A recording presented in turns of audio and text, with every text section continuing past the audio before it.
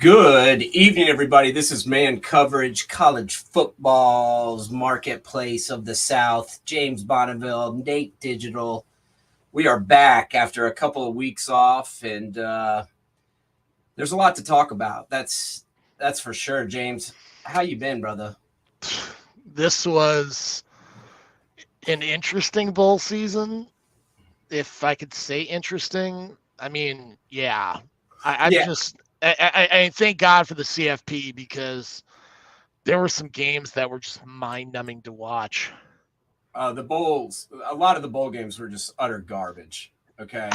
And this is coming from a person who would rather watch college football than do about anything. Yeah, But I'm just being honest here. The a lot of the bowl games were just worthless, and it's a lot of times the matchups were pretty bogus to begin with. But then you yeah, add in guys opting out to go to the NFL or to whatever reason, injury, whatever. There's guys that opt out for whatever reason that there may be, and then you have you know the transfer portal opening before these games start. So a lot of guys hop in the portal, and then you have a situation like we'll get into here in a little bit with the Buckeyes, where McCord goes to Syracuse. They're left trying to teach Devin Brown the playbook for 3 weeks, and then he goes down in the first quarter, and you get what we saw against Missouri in what the hell was that? The Cotton Bowl? I don't even know what game that was. the But cotton. Yeah, yeah, whatever. That was absolute garbage. But yeah, it's just the timing of the timing of it is bad, and that something needs to be done because you can't have this transfer portal open before the bowl games and have everybody bouncing when you got games to play. I just think I don't understand who set this up and had the portal being able to open up and these guys bounce when there's the season's not over. I that to me is just rather confusing. well, not only that, I saw an interview with Trent Dilfer that he made a lot of sense. I think a lot of these guys that jumped in the portal were jumping in from an emotional standpoint rather than a rational standpoint. Because, I mean, hell, the season's over. Oh, crap, the portal's open.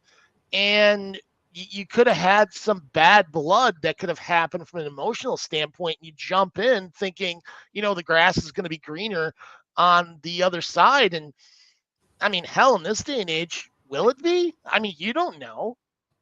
Yeah, that's the thing, and it wouldn't be a problem if you couldn't go in Yeah.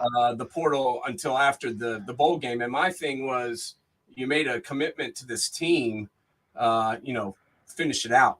That's what I don't understand. Well, here's a stupid idea, and maybe we could talk about this later on too as well. But why don't they do what they do in the NFL and open up the portal after the season, kind of like they do with NFL free agency?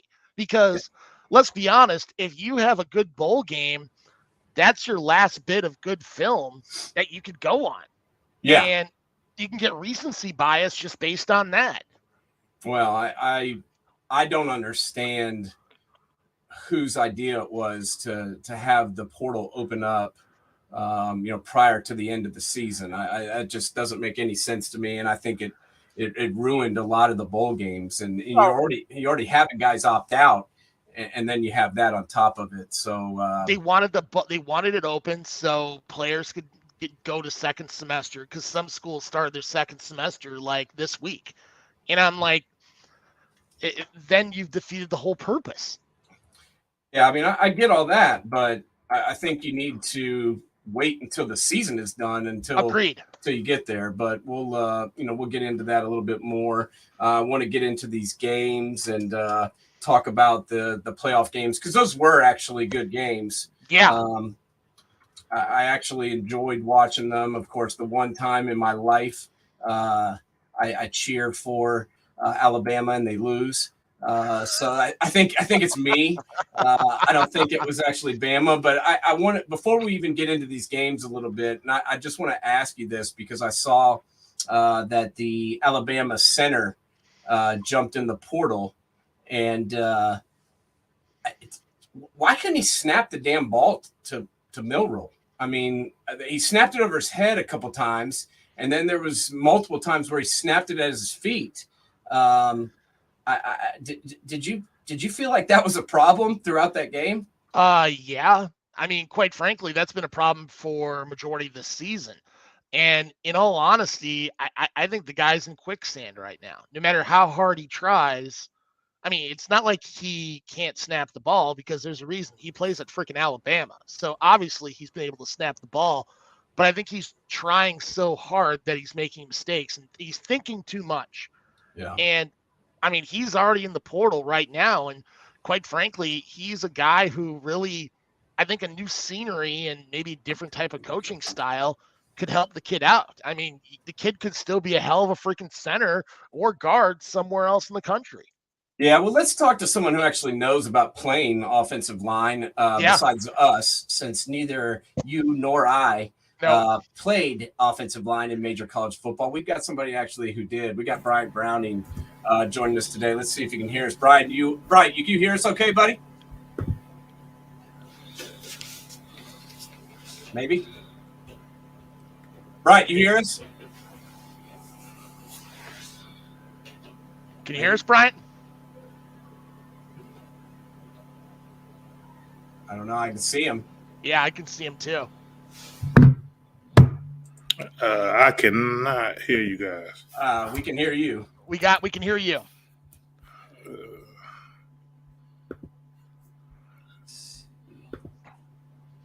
Got a little technical difficulties here.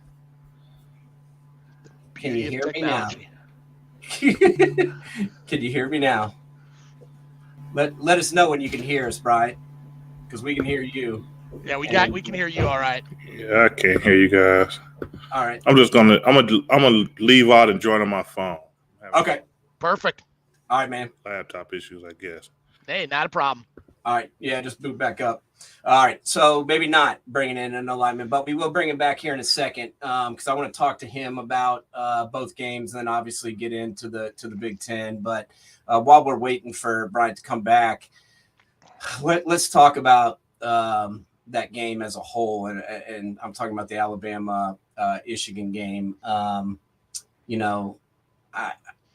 For whatever reason, they just could not get things going on offense and sustain it throughout the game. And I don't know if that was a product of Michigan's defense. I think that was part of it. But I think a major part of it was, the Alabama offensive line struggling, which has been an issue all year. Don't you agree, James? Or well, I mean, we talked about it at the beginning of the year. On paper, I mean, this Alabama offensive line is incredibly good. I mean, Caden Proctor, the true freshman playing left tackle, outstanding product. I mean, J.C. Latham, I mean, he's going to be a first-round draft choice. And you look at the first half alone, Michigan blitzed 6 times. Of those 6, 5 times Milroe got sacked. 5 times. I mean, this is by far the best defensive line that Alabama's played all year. And I mean, we've been saying it for a while. Michigan has a great defensive line, and that really is the heart and soul of that team, is right on that side of that. Their line of scrimmage play is really what brought them to where they're at today. Because, I mean, receiver play, I mean, I would take Ohio State over them. Quarterback play, honestly, I would have taken Kyle McCord over J.J. McCarthy. Running backs, the horse apiece there. I mean, if Travion Henderson plays. But, yeah. I mean, what are your thoughts? I mean, on the line of scrimmage, Michigan is just far and above where Alabama was. Yeah, there's no doubt. And I want to ask Bryant, can you hear us now, bud? I can. Can you guys hear me? Yeah, we sure can. We were. I'm sorry about that. I'm sorry. Hey, you're good, man. You're it's good. All right. We're just glad you're here because I've been wanting to talk to you for a while, and I'm so glad you had a couple minutes to join us tonight. And we've been off. We've been taking a couple weeks off, trying to regroup. I guess it was more me being pissed off kind of how the way the season ended. I'm not gonna lie, but see, I'm different than a lot of Buckeye fans. I don't look as losing one game being a failure and getting mad and wanting to fire everybody. That's not me. But I was, I do get disappointed, and I needed a little time to regroup, so I didn't jump on Twitter and say something stupid. But before we get into all that, we were talking about the Bama game. I say Bama game because I don't want to say the other word. And we were pretty impressed with the defensive line, and we kind of both of us felt like the reason that team up north ended up winning that game was Bama had struggles blocking those guys. You know more about offensive line than we do. What did you think about Alabama's offensive line, which on paper is a very good group? Yeah, I mean, I do say the team. I say their name. I say Michigan. I went 5-0, so I feel like I own a little bit. So you're allowed. You catch me wearing blue or saying like I could do that because I own them up here. But you got some gold. You got a couple of pairs of gold pants. Yeah. That's for sure, right? So, but they in the trenches they played well. I think it was surprising to me, essentially how bad Alabama offense looked, right? Yeah. I mean, going into it, I thought the difference of the game would be Monroe and him being able to kind of use his legs and kind of be able to kind of create explosive plays for Alabama, and essentially really wasn't any of that. I mean, the only weapon they had was him really like kind of QB runs, more or less, type of attack. So up front, I'll say they definitely did the job. Did not expect all those sacks. I mean, and it was early too, right? Like the first drive, I think they got like 2 sacks or something like that against Alabama. And from there, just kind of kept going that direction. Alabama still, in my opinion, still had the game. And they had that late turnover that kind of put them back in it. But I feel like that's Michigan's bread and butter right now. I mean, they are getting guys in, maybe not some of the highest scouted guys, but they're developing these guys. Like you're seeing guys kind of come in at one level, and then before they leave, they are essentially definitely prepared to go on to the next level into the NFL. And that's something that as a former player, you just got to tip your cap to. Like I wasn't one of the highest recruits going into Ohio State, but I came in, figured out what I needed to improve at. The coaches was there for me. They stuck with me. They developed me, and then I was able to kind of go on and be a good player for Ohio State and kind of dip my foot into the next level as well. So, I mean, you can't head against it, basically. When you see stuff like that, them taking guys essentially, in my opinion, never really heard of them, and before they leave, like they're kind of a real issue, a real problem on the field for their opponents. You just gotta, you gotta respect it a little bit for sure. No doubt. I mean, that's the reason. Now, Bama did have a chance, as you just mentioned, to win that game. I mean, they were up 7. They had the ball, and then things kind of went wrong on them, which was, I think, my fault because it was the first time I've ever cheered for Bama and the first time I've ever seen them lose. But, at least we got a good game. Me and James were just talking, Bryant, before you joined us about the bowl season. And it was kind of disappointing to me. I mean, as a person who used to watch every bowl game and used to kind of love to sit there and watch, whoever play against whoever in whatever bowl game, I got to be honest, it was a little bit disappointing. Do you feel like, I'm kind of jumping ahead a little bit here, but do you feel like, next year with the 12-team playoff that might kind of enhance, the postseason of college football and bring back some of the luster? Yeah, and I want to ask you, was you disappointed just due to, I guess, the feeling of big games, or just like the players sitting out, or I guess let me ask you that. Yeah. I mean, it's just like in the Buckeyes game, for example. I mean, the way we were just talking about how the portal opens up before the ball games come on. So guys, I don't have a problem with guys leaving and going places. I'm all for guys being able to transfer one time, hopefully, not 4. But whatever, we'll get into that. We'll get into that here in a minute. What? JT Daniels can't go to 4 different schools? Yeah, no, he's retired. He retired from college football after his 5th team. But I'm all for guys being able to, go to a better situation or whatever. But I just think the timing of the way they've set this up, where guys can, opt out and get in the portal and then there's still one more game left, or 2 or 3 more games left, depending on where we're at. I feel like that kind of screws things up, considering some guys are opting out anyway because they're going to the league, and then you got these transfers missing, and it's posing some problems for some teams. Get your thoughts on that. Yeah, I agree. Yeah, I mean, like you said, it makes sense. I mean, the bowl game is essentially like it's a continuation of your season, right? It's not a new season, right?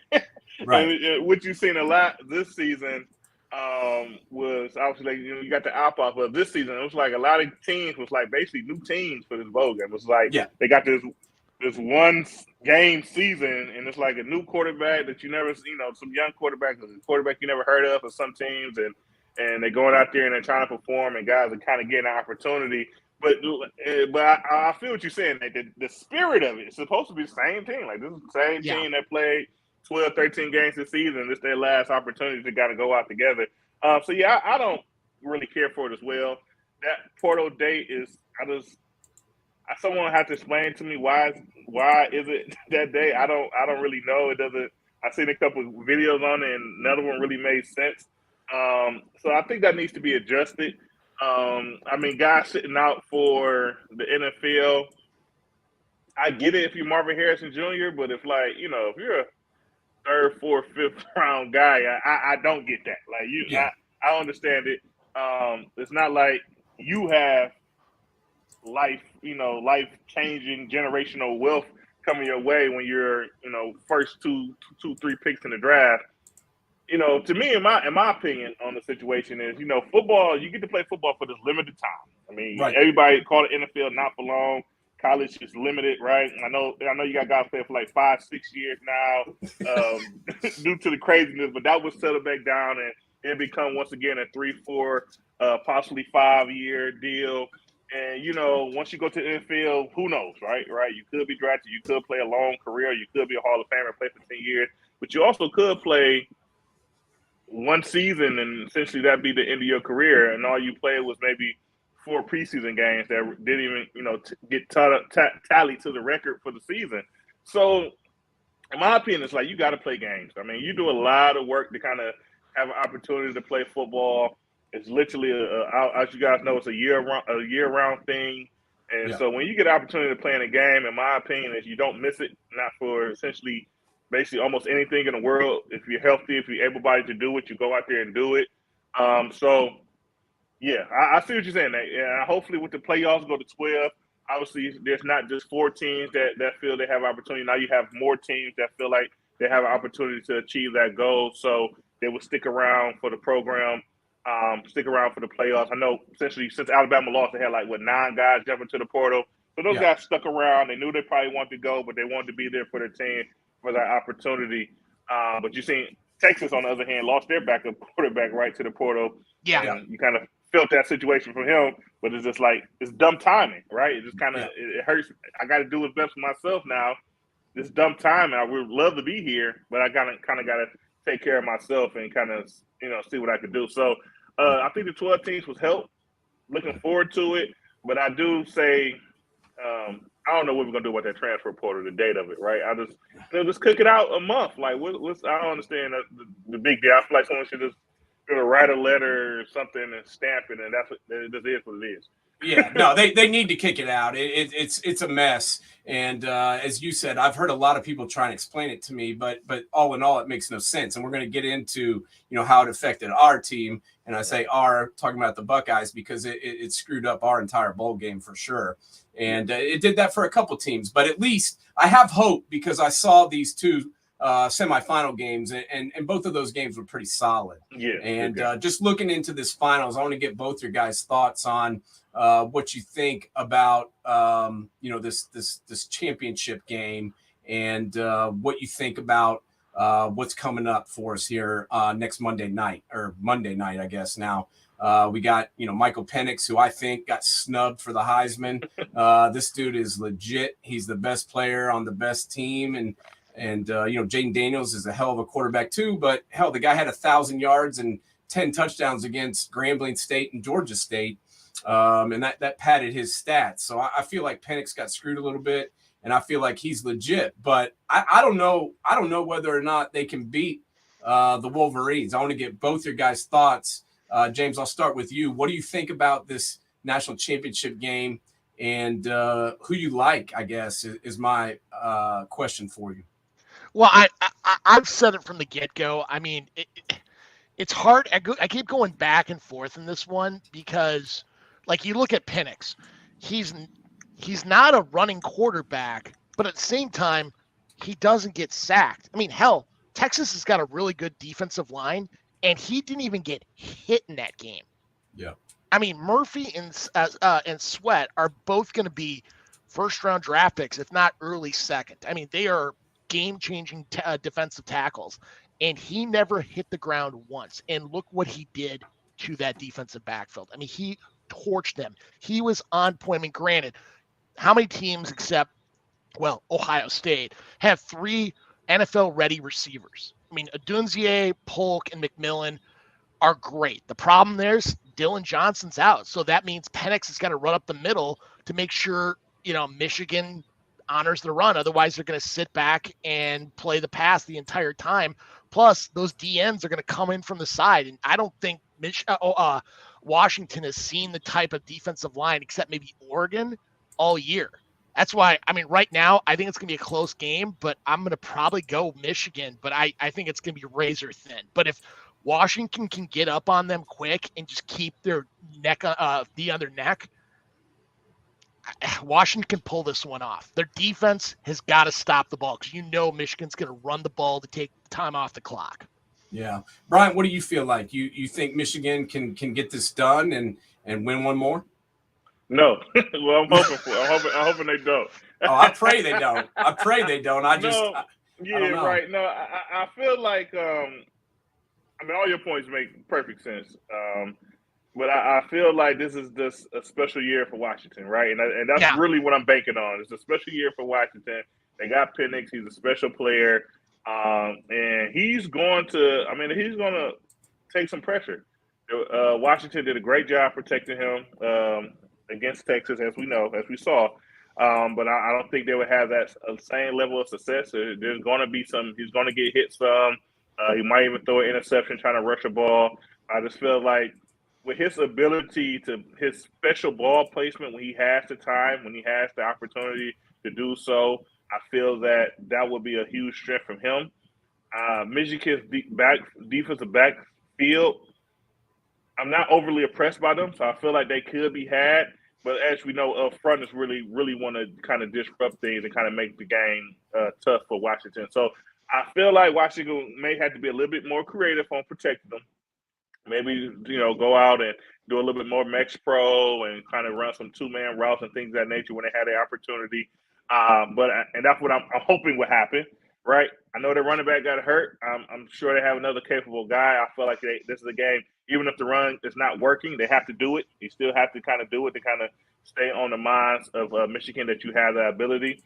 So I'm hoping that they go out there and do that as well. And then defensively, I feel like Washington – that unit is really just all year has just been making plays, right? I mean, when you watch them, it's just like they're just timely, like, everything is not pretty. Obviously, they don't have a ton of guys. They got enough, but they just are timely about when they do make a play. And I just feel, once again, that they could go out there, get it done for one more night, go out there Monday, stick in the game, obviously put an extra man in the box, because if you stop the run, that you have to stop the run against Michigan. If not, they one of the teams that's smart about it. They'll just keep running the ball if it's working. So put an extra man in the box and make JJ beat you. In my opinion, you have to make JJ McCarthy beat you. Stop the run. It's funny. I feel like every game you watch, it's like the running game is really what's killing the team, and then JJ McCarthy get a trophy at the end of it. Yeah.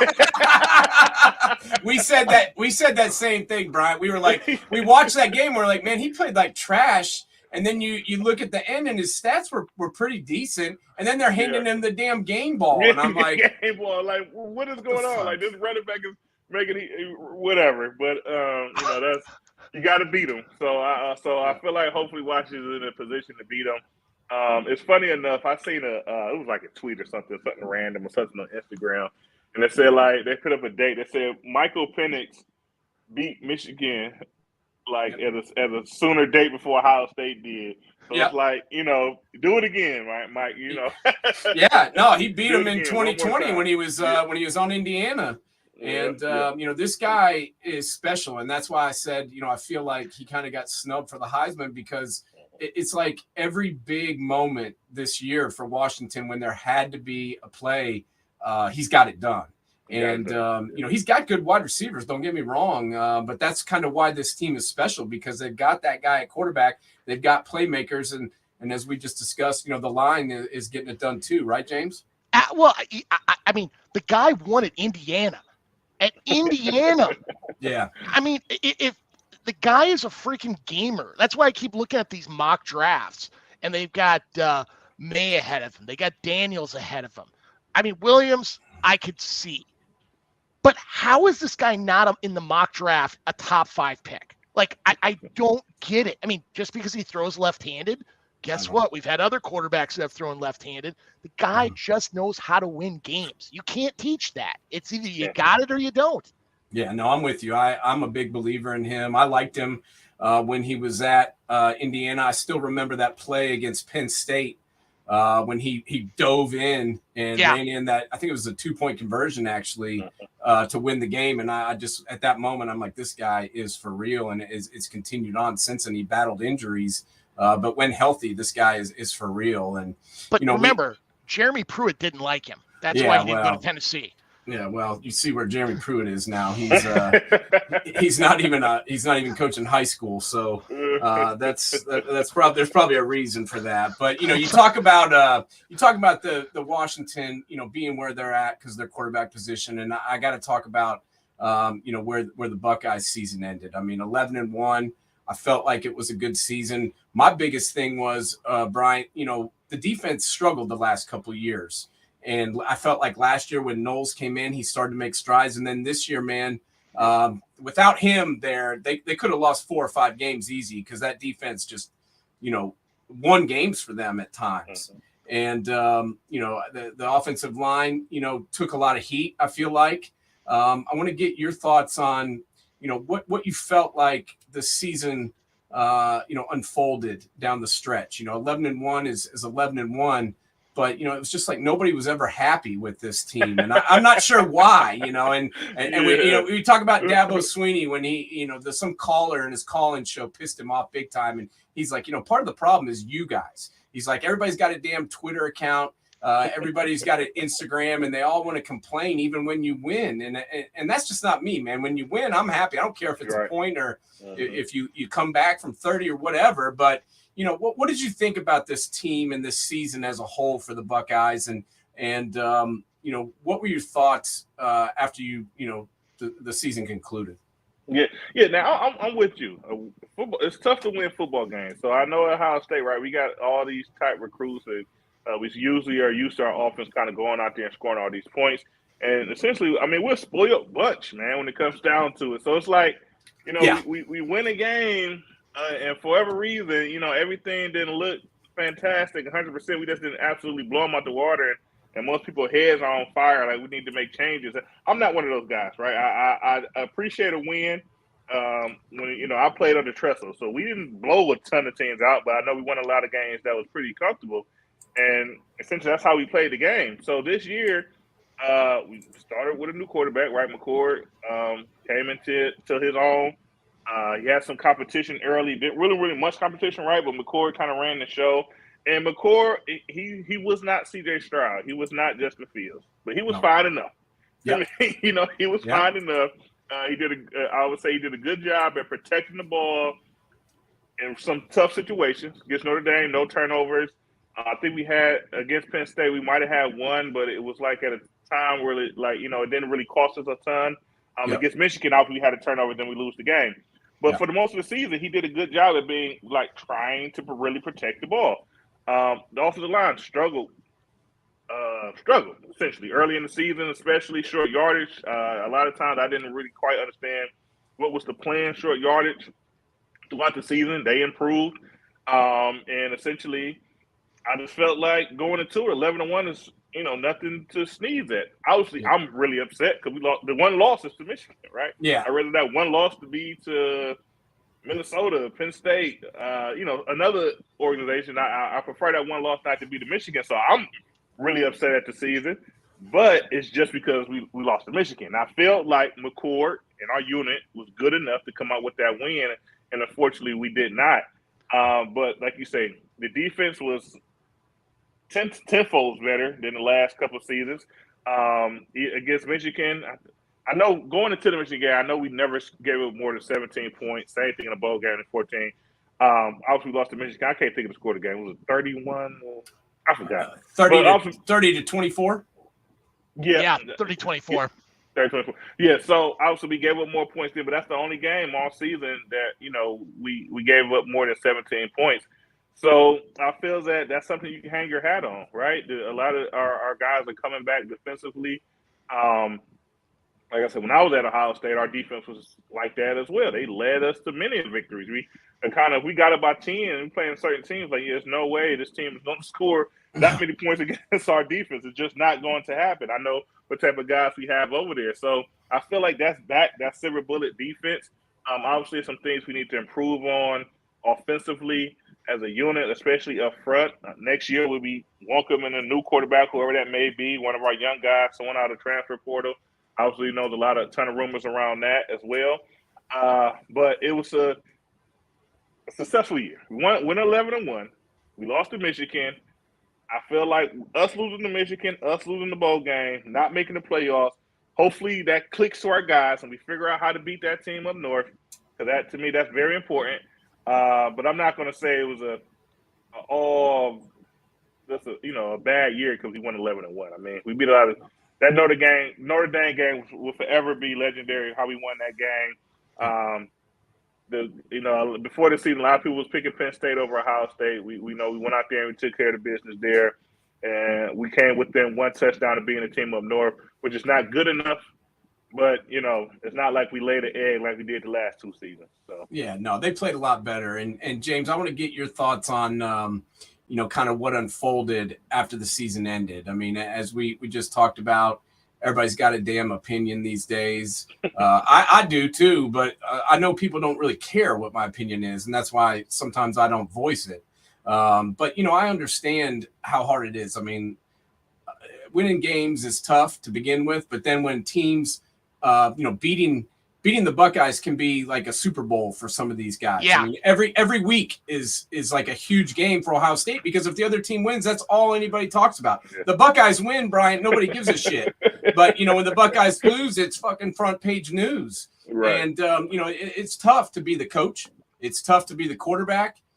And I understand that those guys are under tons of pressure. But James, I'll start off with you on this. What did you think about when you heard that McCord was bouncing? And what did you feel like? Did you feel like he was going to go to Syracuse? Were you surprised when you heard that's where he was ending up? And what give me some insight into this because I'm still trying to figure it out. I forgot my tinfoil hat I was going to wear today on that issue because it's amazing the rumors associated with that. I felt bad for Kyle McCord because no matter how hard he tries, he is going to be compared to Dwayne Haskins, Justin Fields, and C.J. Stroud. Yeah. And he's a great quarterback, but he ain't those three. He's just not. No matter how hard. Kyle McCord. Well, yeah, exactly. Who is? I mean, like we were talking before the show. Name me three quarterbacks back-to-back throughout college football history that were that legendary, except maybe, Leinart, Palmer, Leinart, and Sanchez? Yeah. And I would still take the Ohio State three over them. Yeah. I mean, he was in a no-win situation unless he won all of his games and won the national championship. And I mean, the offensive line was not a strength this year. I mean, that we've been talking about this the last 2 years, the depth at those positions. And I think it's kind of an Achilles heel from a recruiting standpoint, or maybe it's a development standpoint. Why isn't there more depth at the offensive line? Because I mean, that's kind of been a hallmark throughout all of Ohio State history is their line of scrimmage play. Hell, after Orlando Pace, guess what? There was another great left tackle that came in. There's always that strength on that line of scrimmage. And hell, it just wasn't there this year as it hasn't been in past years. Yeah, no, Brian, I agree with that to a point. I mean, think about last year. We had Thanos out there at right tackle, who's been dominating in the Yeah. NFL. His stock dropped a little bit for whatever reason going into the draft. I saw the Browns take him in the third, fourth round, and I was like, that's a steal of the draft. And then Paris Johnson Jr. I saw him play at St. X. I saw him play at Princeton. And then watched him play at the Buckeyes, and then saw him get drafted number 6 overall. And it did kind of feel like we didn't really replace those two guys. I know we went out in the portal and got Simmons, but talk to us a little bit about the offensive line and why you think there was maybe a little bit of a drop off this year. I wish I could tell you why, because I can't say why. So I went to a couple of practices and I watched our off the line coach, right? Yeah. What do you think of him? I guess is my real question. Yeah, because everybody wants him gone. Yeah, I don't think we should let that guy go. When I watched him coach, with my eyes, right? He don't know who I am. I'm actually met him at the captain's dinner this year. Before that, no idea who I am. I'm just a guy on the sideline at practice, right? I mean, he coaches. He is coaching the right things. Yeah. He is coaching hard. He's coaching everyone. Like he's coaching as hard as he coaches the starters and as hard as he coaches the backup. Right. Yeah. But I know it's two phases to essentially to football and to playing in the game. It's one with your coaching, right? Like drills, fundamentals, things of that nature, and then what are you going over in the film room, right? Because a lot, obviously, with football, there's a ton of film into it. So even if you got the right technique, are you looking at the right things to do the right things once the ball is snapped or the defense does something a little bit different? So now that's the part I can't get in on, right? I can't go to film and see how's that taking place. Watching what they do in practice, they're doing the right things. They're going about the right manner. They're playing. They're practicing hard. And like I say, that's across the whole unit. But when I watched the games, it was like something I couldn't quite put a finger on. So when it comes down to, I'm gonna have to blame the coaching because I can't quite put a finger on it because I'm not in the room to know exactly everything that's going on. But when I watch a guy like Simmons at left tackles, and there's no hiding it, right? He had a lot of what we call MAs or missed assignments throughout the season. It's not, and even across our unit in general, they're not, well, except for the bowl game. Usually we're not getting beat physical, right? Yeah. Usually, once we're going to the right direction, we're trying to lock on guys, we're winning those blocks. There's a ton of us just missing guys and not, in my opinion, us taking the right people once the ball snapping out. Started early in the season, once again with the short yardage issues. And it's still we still was having issues later into the season with it as well. And just knowing exactly who we should be taking when it's a blitz, when we're going to the second level in the run game. It just kind of a lot of that was missing. So I would say either one of two things. Either the coach is not emphasizing enough or the players are not learning it good enough, right? Quick enough for understanding it with their experience. So I would say I can't say the players are dumb, right? So I'm just going to say that whoever it was, it wasn't getting emphasized enough that our guys were kind of grasping onto it and things of that nature. Because some of the mistakes that I saw, it just wasn't good football. But even if the coach didn't say anything, and this happened in the bowl game, it was early in the game. Missouri kind of ran like their defensive end was kind of standing, or they kind of show up on the end of the scrimmage late. We're running a inside zone. A guy pop up on the edge, we're running to the left. A guy pop up on the edge. Without knowing anything, there's only us blocking. There's us 5 units. There's no fullback. There's no tight end coming that direction. You should know that due to the play call. If someone pop up on a line of scrimmage, we need to take him. If not, he's going to make the tackle in the backfield if he comes. Right. This I don't have to explain that to you guys. It just makes sense. We're running to the left. There's someone on the line of scrimmage. We probably need to block him. If not, he's going to make the play. We don't block the guy. We like untouched. Double team. We like double team the inside guy and kind of look inside for someone else that's not there because the guy that you're looking for is at the line of scrimmage, and he gets a tackle in the backfield. And it's just like I don't I don't understand. I just don't quite get it why stuff like this happens and why it happens so frequently. To the point of almost like it's like if we don't know exactly at the snap, it's either we just don't know enough at the snap, we just don't know enough football, or we just don't understand the offensive play enough to make a smart decision and to kind of go the right direction most of the time so you can have a successful play. Yeah, no, there was definitely some whiffs, and I feel like part of that I believe was Missouri's got a good front. I think they got some talented guys. I mean, this is a team that their only losses were to LSU. They lost to Georgia on the road, at the end because of an interception. So this isn't like a team that sucks. And I feel like they had some talent over there, but I also feel like with the inexperience at quarterback, they knew that we were going to try and run the ball. Okay. Yeah. And I felt like they were kind of teeing off on that. They were just, coming after the running backs on every play. They had extra guys in the box, but it was kind of alarming. Just the guys coming through untouched. That I guess was, I agree with you. That was what was kind of bothering me. What did you think, James? There was one play where literally the center and the two guards whiffed on all three guys. Like, I don't think, I mean, it was just like, I can only imagine that freshman was about ready to crap himself, not figuratively, literally. I guarantee you there was a manager with a new pair of pants because you knew there was a brown streak going up his ass. I mean, he doesn't even have the ball yet, and they're already across the line of scrimmage. Yeah, I didn't really understand the change made in the offensive line either, Brian. Can you explain that to me? Because I was kind of confused by that. By saying no, I can't. Okay, because I was confused by that. I do my show Believe in Buckeyes with my college roommate and All-American Chimney Checker, right? So. I went to the game. I'm sitting in the stands now. The game starts, and obviously, first couple of plays, we're like losing yards right away. I mean, the first play, I think we lost first 4 yards on on some type of outside run we were trying with Travion. So I'm looking, I'm like, who's snapping the ball? That don't seem like Henson. That's the starter who was there all season. Yeah, that don't seem like Henson. Like, whose number is that? Like 55. Like, oh, that's Matt Jones. That's the right guard. Yeah. So I'm looking like, then who's that right guard? And I'm looking like, I don't know this guy. So I'm like. Gotta look up the roster on my phone and figure out who the guy is. It's like he's a senior. And then I'm like, okay, well, maybe if Henson is dressed, I can see him on the sideline. He's dressed, right? Like, like he could play. He's ready to play.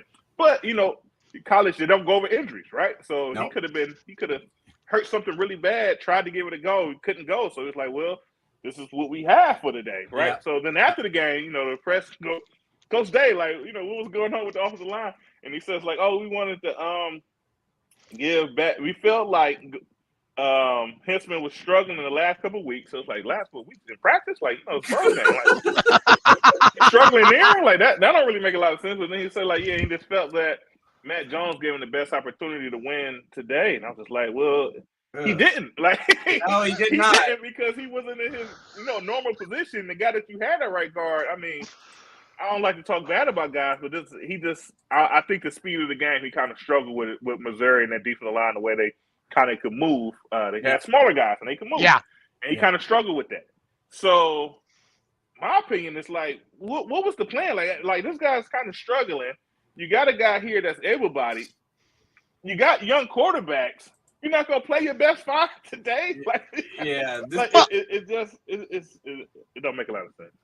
Brian, don't you get worried like at the beginning of a game and you see a guy on the field? I mean, because let's be honest, by the end of the year, even if guys change numbers, the guys on the team, you pretty much know the backups.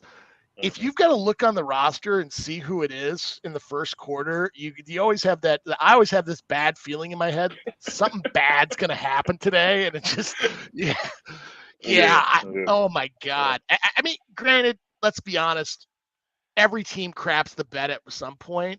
It's now you got 9 months to think about it and right the ship, no matter who the quarterback's going to be. But heck, at the same time, Browning is just doing a hell of a job on the defensive side of the ball. I mean, depending on who ends up in the draft, I mean, do you see Burke going and who do you see ending up like the change out on that defensive side of the ball? Well, we'll see. But Mike Hall, he announced, right, that Tyleik Williams announced that he's staying. Which is huge. I mean, he had out of the tackles, he had, I think, the best season, and he decided to come back for another year. I think that's definitely going to help us out. If I had a season like this will work, and I know how high corners get drafted, if I'm really considering coming out, I would bounce. Yeah, I would consider coming out if I was him. And obviously we have a few young guys, cornerbacks in that position that would, fit fine, right? Yeah. And then obviously we're losing. Who's leaving? Obviously Tommy Eichenberg is gone. Eichenberg's gone. Steel Chambers Steel also. Chambers gone. He's going to the draft. Yeah. So I feel like a lot of that is going to come down to what Cody Simon decides to do. Yeah. Cody Simon was always basically there in the mix for several years, but he just kind of played behind Tommy. So you went with Tommy, and then this year he kind of learned Steel Chamber position, so he kind of played some positions there. But if he comes back, I feel like the defense is. I mean, you have another general out there to replace Tommy, and basically everybody else to kind of fit in how they may. I'm not gonna say. I'm concerned on what's going to happen with the defensive ends, right? We got Jack Sawyer and JT. Don't know what decisions they're going to make. But if they leave, I feel like that tough holds the field, more or less. Yeah. But they have to kind of make that decision. If it's me, I would like to see them come back just because I feel like they could be a little bit more dynamic, both of them. You've seen Sawyer kind of do it in the bowl game. I feel like you should have a season like that, like being that disruptive. JT kind of in his spots was disruptive and kind of, hit or miss. But I feel like they have some more that they could kind of do to kind of leave at that top tier defensive end as we've been seeing from our other guys from Ohio State. Yeah, and I'm glad you brought that up because I like both those guys, okay? I think both of them have a lot of talent. Obviously, both of them were, blue chip, highly rated prospects.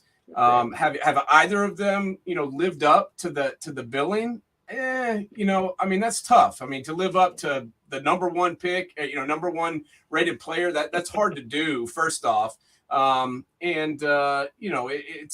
It's tough to live up to that. And I don't want to say that either one of them, isn't as good as advertised or, is a bust or anything like that. Cause I don't feel like that. They've both flashed.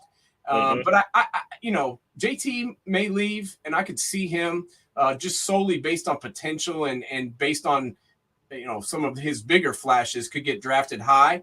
I don't really see, Jack Sawyer being a first or second round pick, James. Am I crazy thinking that? I mean, you see Jack Sawyer going in the first or second round?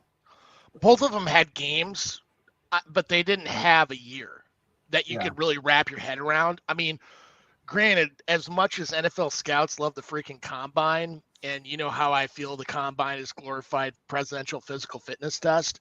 I mean, those guys could combine out well and move up, but honestly, I could see Sawyer being a fourth rounder because for every great move he makes, there's a what the hell moment. And I think him getting another year to really refine those skills. I mean, both of them have top 15, top 10 potential. Yeah. But, you look back at Ohio State having that string of great defensive ends with the Bosas, with Chase Young. Both of them have the skill set to take it to that next level where they become the disruptor, especially in third and long situations, which, I mean, you got to win first and second down then. Otherwise, you're just lining guys up ready to get teed off. Yeah. Well, it'd be interesting to see what happens. I mean, I thought maybe Zach might come back last year, and he didn't. And so everybody's got to make their own decision. But I do think it would behoove both of them to come back.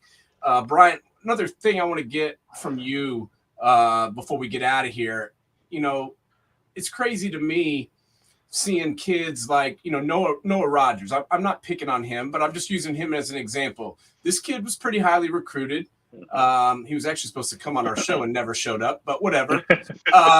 He joins the Buckeyes, signs, comes up there for a year, gets to see Marv and Abuka and all the boys, and then he leaves, without ever getting to play. That's, I guess, what really confuses me about the portal. Like, did he think he was going to come in and start right away? And how do you see the portal, continuing to change college football? Because there's really, it's tough because guys aren't really like, we were talking about developing players earlier. It's tough to develop if you go to 3 schools in 3 years or, right. I mean, it's tough to develop. So I guess I just want to get your thoughts on, you mentioned yourself, getting there, getting in Ohio State, learning from the other guys, learning from the coaches, improving your body, improving your technique, and then becoming an all Big Ten player. How do you do that if you're going to a different team every year? Yeah, I don't understand the mindset, right?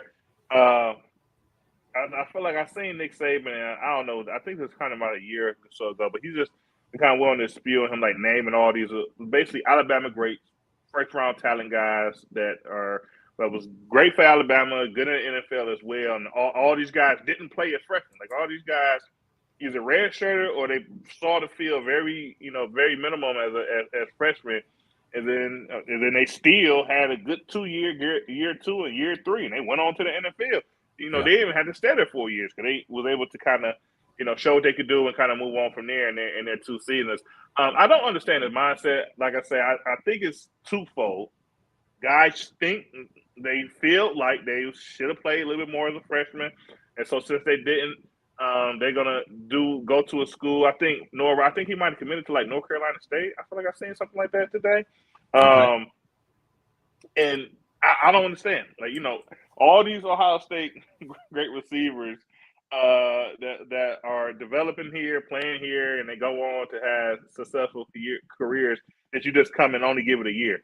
Now, if you're Julian Fleming, you done played in the program for 4 years, you did some things well, some things you could have maybe did better, and you're like, okay, my last year I'm going to go back to Penn State and see if I could, have a crazy year and kind of boost up that makes a little bit more sense to me, right? I agree. But for 1 year, come in, you don't really play, and then you just out the door. It's like, I don't know. I don't like it. I don't think that's what you should do. I think you should stick around a little bit, especially when you're at a program like Ohio State, and try to develop and become better from there. Now, second fold to it, obviously, NIL exists, right? So some guys are basically being enticed to get into the portal to kind of, pick schools and things of that nature, or at least kind of hear what you could get from there. So I don't know if that's his case, right? Maybe. Yeah, but you think he's making more money he's making more money at the Wolfpack? Yeah, I mean, I don't know. I'm trying to figure it out for him. Like, I don't know. Maybe someone said, they could get him a little something, and he's like, well, I got basically nothing here. I might as well go get a little something from over there, and maybe that makes the decision. I don't know. I don't like it. Don't make sense to me. I understand guys late in their careers get into the portal, right? Yeah. It didn't work out for you, or if you're even if you're a quarterback, right? You don't prove that you can play this well, and someone will give you a lot of money. I kind of could understand that, but for a guy that didn't play, that's young, it's like almost like you're wasting time. Yeah, I agree. If you wanted to get on the field right away and wanted to be the guy or whatever, why did you go to Ohio State in the first place? Is my question. Exactly. James, you had a follow up. What's up? Well, I the one thing I like the transfer portal to an extent, but the one thing that bothers me in many ways is you see, like, you take your 5 years at Ohio State, and you think of how you were mentally, physically, and football wise as a freshman through the time you left the program and how much you grew. Don't you believe in a lot of ways with the transfer portal that these kids jumping around, that they're kind of stunting their not only physical growth, but mental growth and football growth too as well, where if they stuck at one program, they could have been better later on? I mean, not only talk about it from your perspective, but in general as well. Yeah, so I would say we talked about Josh Simmons, right? He transferred over from San Diego State, and he essentially, I'm pretty sure he missed spring ball, right? He kind of jumped in the portal like late, like January, February type of, but he didn't commit to a school until right before camp. We was done with spring ball before he committed to Ohio State, and so I was like, well, he couldn't. In my mind, I'm pretty sure he had to miss spring ball. Like the way you kind of, so that's 15 practices right there that this kid missed out on, of him just could have been here, learning the playbook, getting better, improving, working out with a facility. Because if you're not on the team, obviously you're not working out with a team, and you're just kind of missing all these things. I'm sure he was trying to do something on his own, and you're kind of missing things, right? And so Noah Roger, if you jump into the portal right now, you have to think he probably was thinking, it's been on his mind for a while, right? It's been on his mind. Like, he just didn't wake up one morning, like, you know what, I'm just going to, it's been something that's on his mind. So how was his practices leading up to this, right? Like, if you're thinking about leaving, are you going out there really even giving your best? Are you really learning everything you can? If you got the mindset that, as soon as this window's open up, I'm taking a step out there. So you could see how he probably missing reps there. And with the sport, I mean, all these kids get into the portal, and another thing, some people will talk about it, but a lot of these kids are getting in the portal, and be frank, they're not going anywhere, right? Yeah. They go to the portal and they stay there. Yeah. They go in the portal and essentially go home. They get in the portal and they go home, and then that's the end of their college career. Yeah. I mean, obviously, when you're coming from a big school, you would think you could land somewhere, but we all know everyone is not transferring from Ohio State and Alabama, right? You got, schools from down low all the way in between are doing the same. So, I just think guys got to be careful with it. Just got to be careful with it and try to do what's best to achieve your goal. And I know when you came to college football, most likely your goal was to play in the NFL. And just make sure the decision that you're making really aligns to that and giving you a good opportunity to get that done. Because sometimes, like I said, I don't know where people's minds are at when they're making these decisions. Yeah, no, that's a great point. And everybody thinks that the portal's like specifically geared to help these kids. And in a way it is, but really it's geared to help the high end guys. The middle players, mid-tier guys to the lower tier guys, it's not really set up for them. And, you go somewhere for a year, you got NIL money. A lot of these NIL deals are a year. They give you a year's worth of money. It's not like they give you a 5-year contract. They may have a deal with you for 6 months or maybe a year or the football season or whatever. And after that, if you're not good, they're gonna cut that teat off and pull it out your mouth. And then you're going to be like, what the hell am I going to do now? Because, you're in the portal. Nobody wants you. And now you got no money. So not all these things are set up to really help kids. And also it's hurting, the high school recruits because a lot of these teams, they want to go get some guy that's proven instead of, developing a kid because they want to improve some position group. And, they can take the short route and get a kid out of the portal. So it's definitely changing our game, but it's going to take a couple of years to get used to it before I think it's used the way it's intended and maybe most effectively. But it's very interesting to watch because I don't really know where it's going, but I definitely didn't think that Kyle McCord was going to go 11-1 for the Buckeyes and then go to Syracuse. That is just that was not something I had on my horizon when I looked out at the season. But I mean, remember he went to the same high school as Marvin Harrison Jr. Yeah. And where did Marvin Harrison Jr.'s dad go to school? Syracuse. Oh yeah, James has figured it out. See, I told you, I can't believe I forgot to bring my tinfoil hat. I heard that and I'm like, I heard that on Twitter and I'm like, Jesus Christ, people. I mean, plus the Detroit-Dallas game, I swear to God, they had better film with the whole 2-point conversion than they did with the Zapruder films.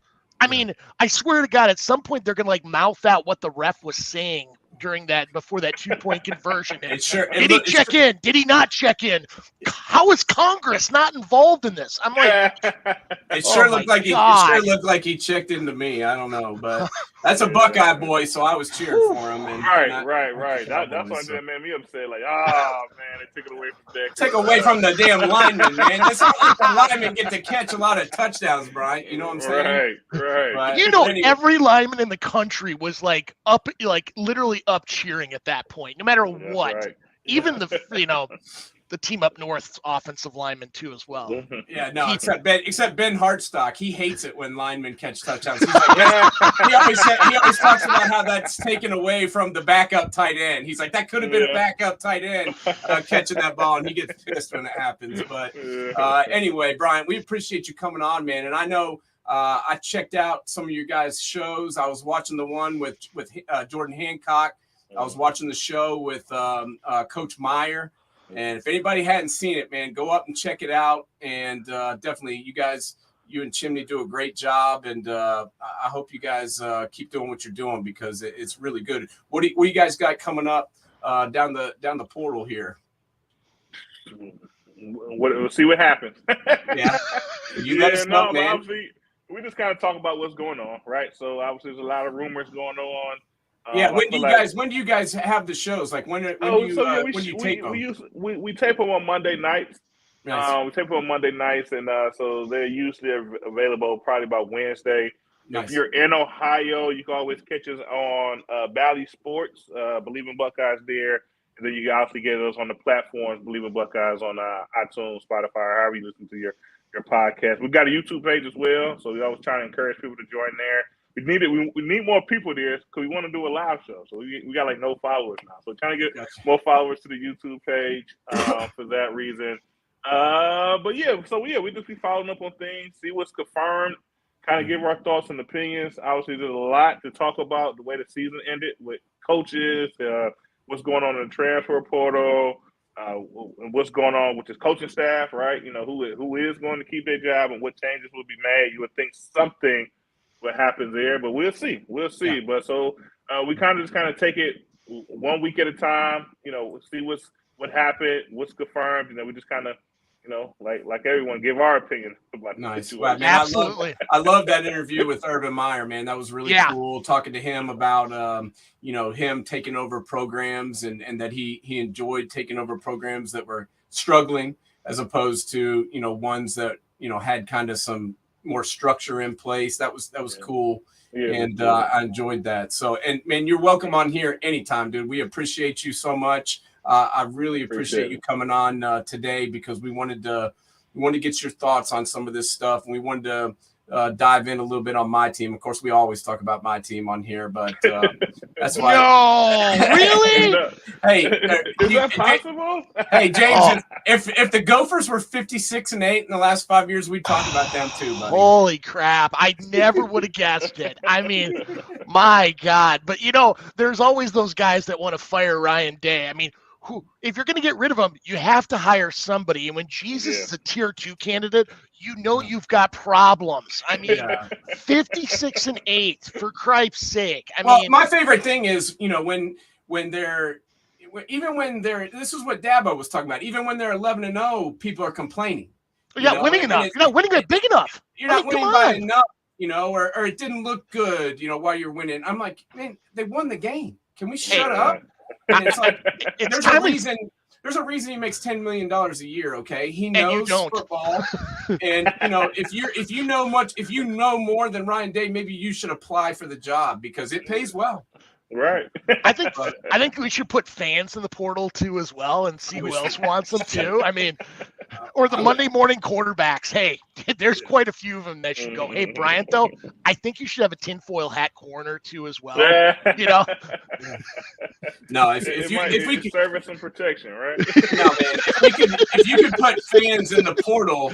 We'd take about 10-15% of the Buckeye fans and get them the hell out because they do nothing to help the program. Complaining about this, complaining about these kids. I mean, Brian, you know this now that you're a little bit older. These guys are kids, man. Yeah. And you know they're not trying to lose. So just ripping on them on Twitter doesn't help anything. Well, no, not at all. Like you said, it ain't gonna stop.